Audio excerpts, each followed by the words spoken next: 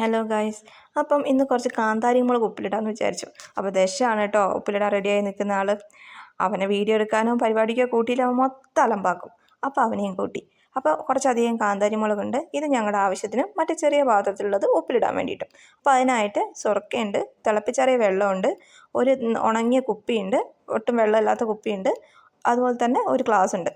അപ്പം കാന്താരി മുളകിലൊന്നും തീരെ വെള്ളം പാടില്ല. അങ്ങനെ മുളകെല്ലാം ഡ്രൈ ചെയ്യുക കേട്ടോ. അതിനകത്തേക്ക് ഇട്ടിട്ട് എല്ലാ മുളകും അതിനകത്ത് വെള്ളവും കളയുക കേട്ടോ. വെള്ളം കളഞ്ഞ മുളക് ഉണങ്ങിയ പാത്രത്തിൽ ഒരു കുപ്പിയിലോട്ട് മാറ്റിയിടാണ്. പെറുക്കിയിടാണ്. ഒരു മുളക് തെറിച്ച് അപ്പുറത്തെ പാത്രത്തിൽ പോയി തിളപ്പിച്ചറിയ വെള്ളത്തിൽ. അവനത് കൈയിട്ട് ഫുള്ള് ഇളക്കി ആ വെള്ളം കൊണ്ട് മറ്റേൽ വെച്ചു. അങ്ങനെ ഞാൻ അവനെ പറഞ്ഞു വിട്ടു. പിന്നെ ഞാൻ സ്വന്തം വീഡിയോ എടുക്കാം കേട്ടോ. അങ്ങനെ എല്ലാ മുളകിലെയും വെള്ളം കളഞ്ഞ് കുപ്പിയിലിട്ടു. അപ്പം സുർക്ക ഒഴിക്കുകയാണ്. സുർക്ക ഹാഫ് ഗ്ലാസ് ഒഴിച്ചിട്ട് അതിന് പാകത്തിന് വെള്ളവും ചേർക്കണം. തിളപ്പിച്ചാറിയ വെള്ളമാണ് വേണ്ടത്. അപ്പം അതൊഴിച്ചു. വിനാഗിരി ഒഴിച്ചു. ഇനിയിപ്പം തിളപ്പിച്ചാറിയ വെള്ളം. ഞാൻ ആ വെള്ളം മാറ്റി വേറെ വെള്ളം എടുത്തു കേട്ടോ. മറ്റേതെല്ലാം അവൻ കൈയിട്ട് നാശാക്കിയായിരുന്നു. അതിന് പാകത്തിന് വെള്ളം ഒഴിച്ചു. അപ്പം ഞാൻ സ്വന്തമാണ് കേട്ടോ വീഡിയോ എടുക്കുന്നത്, അതുകൊണ്ടാണ് കേട്ടോ. അങ്ങനെ പാകത്തിനുള്ള ഉപ്പ് ഇട്ടു. അപ്പോൾ സുർക്കയും വെള്ളവും പാകത്തിന് ഒഴിച്ചു, ഉപ്പിട്ടു.